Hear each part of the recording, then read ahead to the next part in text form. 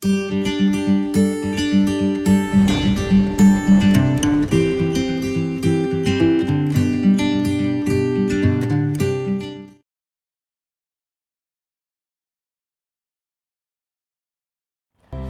Friends, मैं doctor Kajal Mangokiya, gynaecologist, obstetrician and IVF specialist from Orchid hospital and IVF centre Surat. नमस्कार, आपका स्वागत है ऑर्किड पेशेंट्स अवेयरनेस सीरीज़ में। और आज जो टॉपिक के बारे में बात करने वाली हूँ, जैसे ही एम्ब्रियो ट्रांसफ़र होता है तो जो भी पेशेंट है उनके माइंड में इतने सारे कन्फ्यूजन रहते हैं, मैडम आगे क्या होगा, खाने पीने में क्या ध्यान रखना है, क्या क्या सिम्टम्स हमें आ सकते हैं।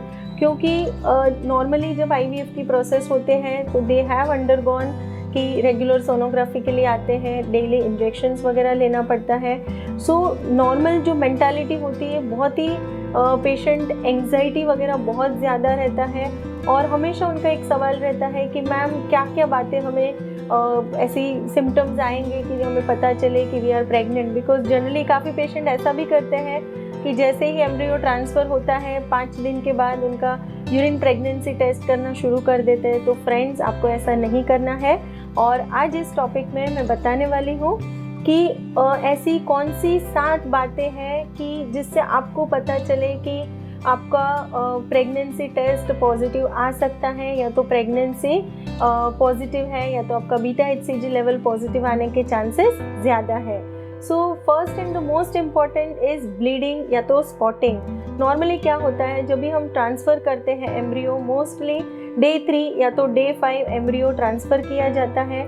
और जब भी इम्प्लांटेशन की प्रोसेस होती है वह समय पे आपको थोड़ा सा ब्लीडिंग या तो spotting within 1 week of time after embryo transfer दिख सकता है। दूसरा है कि nausea, vomiting. Generally after 10 to 15 days का जो समय है उसके बाद आपको मे बी ऐसी हर पेशेंट को ऐसी फीलिंग नहीं आती है। कभी कभी कोई पेशेंट में थोड़ा नोशिया वॉमिटिंग के सिम्टम आ सकते हैं। हालांकि नोशिया वॉमिटिंग का जो सिम्टम है वो 2nd मंथ में मोस्ट कॉमन रहता है, almost after 6 weeks to 8 weeks, लेकिन कोई कोई पेशेंट में जल्दी भी आ सकता है। तीसरा है कि आपको माइल्ड क्रैम्प्स, पेट के जो पेड़ू का जो भाग है वहाँ पे आपको क्रैम्प्स आ सकते हैं, थोड़ा हैवीनेस लग सकता है, बार बार पेशाब जाने को लग सकता है। लेकिन यदि आपको ऐसा लगता है कि बहुत ज़्यादा ब्लोटिंग वगैरह हो गया है, पेट एकदम टाइट हो गया है, बहुत ज़्यादा सीवियर पेन हो रहा है, क्योंकि हमें यह चीज़ भी ध्यान में रखना है कि अगर आपका फ्रेश ट्रांसफ़र हुआ है तब जो PCOS वगैरह के पेशेंट रहते हैं जिसमें हाइपर स्टिमुलेशन के चांसेस रहते हैं, जिसे हम ओवेरियन हाइपर स्टिमुलेशन सिंड्रोम कहते हैं, तो उसकी वजह से भी आपको क्रैम्प्स वगैरह है, डिस्टेंशन ऑफ द एब्डोमेन यानी पेट फूक गया ऐसा भी लग सकता है, बार बार यूरिन पास करने जैसा लग सकता है। तो आपको यह चीज़ भी साइमल्टेनियसली ध्यान में रखनी है। चौथा जो सिम्टम है कि आपको ब्रेस्ट में थोड़ा टेंडरनेस यानी कि हैवीनेस जैसा लग सकता है, थोड़ा सा माइल्ड पेन जैसा लग सकता है। बिकॉज प्रेगनेंसी के लिए जो हार्मोन रिस्पॉन्सिबल है वह है progesterone and HCG। So progesterone and HCG जो हार्मोन्स है उसकी जो इफ़ेक्ट आती है ब्रेस्ट पे, तो उसकी वजह से आपको हैवीनेस इन द ब्रेस्ट लग सकता है, क्योंकि यह जो हार्मोन है उसकी वजह से सॉल्ट एंड वाटर रिटेंशन होता है और उसकी वजह से आपको पेन महसूस हो सकता है। 5वां जो सिम्टम आ सकता है वह है आपको वजाइनल डिस्चार्ज, यानी कि नॉर्मल जो वजाइनल डिस्चार्ज होता है उससे थोड़ा एक्सेसिव वजाइनल डिस्चार्ज हो सकता है।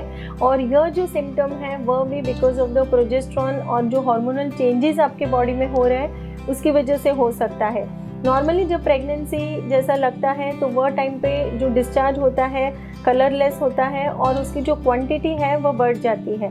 लेकिन यदि आपको ऐसा लगता है कि ग्रीनिश कलर या तो कर्डी वाइट यानी कि जैसे दही वगैरह होता है उसके जैसा अगर आपको डिस्चार्ज आता है तो आपको आपके डॉक्टर को कंसल्ट करना ज़रूरी है, क्योंकि हो सकता है कि वहाँ पे कोई इन्फेक्शन भी डेवलप हुआ है।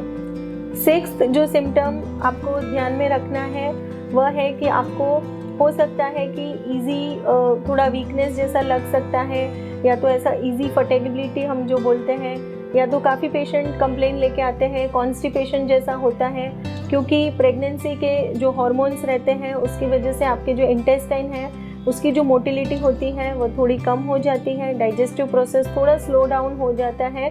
तो इसकी वजह से आपको कॉन्स्टिपेशन की शिकायत भी हो सकती है और थोड़ा वीकनेस या तो जिसे हम सुस्ती बोलते हैं वो टाइप का फीलिंग आ सकता है। And 7th and most important जो सिम्टम है कि हो सकता है कि आपको मैंने जो बताया उसमें से एक भी सिम्टम ना हो। तो फ्रेंड्स, आपको घबराने की ज़रूरत नहीं है। 10 to 15% ऑफ द पेशेंट ऐसे होते हैं कि जिनको कोई भी सिम्टम नहीं होता है, फिर भी उनका प्रेगनेंसी का रिपोर्ट पॉजिटिव होता है। सो फ्रेंड्स, घबराना नहीं है। यदि आपका एम्ब्रियो ट्रांसफ़र हुआ है तो यह जो मैंने आपको बात बताई है 7 बातें, उसको आपको ध्यान में रखना है। लेकिन यदि आपको सिम्टम नहीं है फिर भी घबराना नहीं है। जनरली 15th डे पे आपका बीटा HCG का रिपोर्ट किया जाता है। And all the best. जिन लोगों का भी एम्ब्रियो ट्रांसफ़र हुआ है उनको सक्सेसफुल रिपोर्ट के लिए all the best. Thank you friends once again for watching this video. अगर आपको यह वीडियो पसंद आया है तो उसे लाइक करें और आपके जितने भी फ्रेंड्स हैं उनको यह वीडियो आप शेयर कर सकते हो। आपके कोई क्वेरीज हैं तो आप कमेंट बॉक्स में ज़रूर से लिखें। आपको चाहिए कि हम और कोई वीडियो के साथ आए और कोई टॉपिक लेके आए तो वो भी टॉपिक भी आप कमेंट बॉक्स में सजेस्ट कर सकते हो। Thank you friends.